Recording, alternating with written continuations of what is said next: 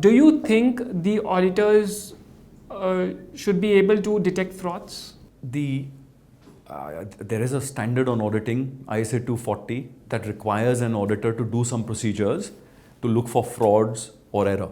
So even a current audit is required to. Can an audit, however, discover collusive management fraud? Right? Now let me explain what collusive management fraud is. That is basically when the management and multiple members of a company come together with the intent to defraud. An audit is set up based on a lot of trust in the management, right? Trust in the representations they make, because an audit is only checking some, test cases, some samples.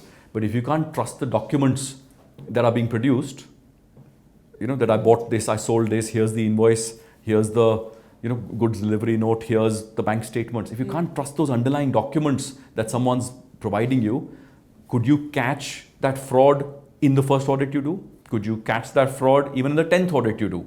There's no guarantees. And that's the difference. An audit is set up even today to detect frauds or error, because if there is a significant fraud or significant error, there will be a material misstatement. And if there's a material misstatement, then what's presented does not give a true and fair view. Correct. That's the eventual purpose of an audit. However, as I said earlier, the distinction is collusive management fraud, when there's many people who are involved from the management. How quickly do you pick it up? And I think there is an opportunity. I think there is a need. The expectation of the marketplace is that the auditors ought to discuss, ought to detect and discover some of these frauds quicker.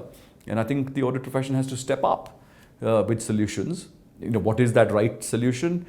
I think the profession is already gearing up to some of that. I think the significant change on key accounting matters, key audit matters, CAM, that's been disclosed in audit reports now, is that opportunity to have a conversation with the marketplace. What were the significant areas of judgment an auditor exercised? And I think that's a real opportunity where all stakeholders ought to encourage what is written, so that there is a better understanding where was judgment exercised in being able to sign off a true and fair opinion.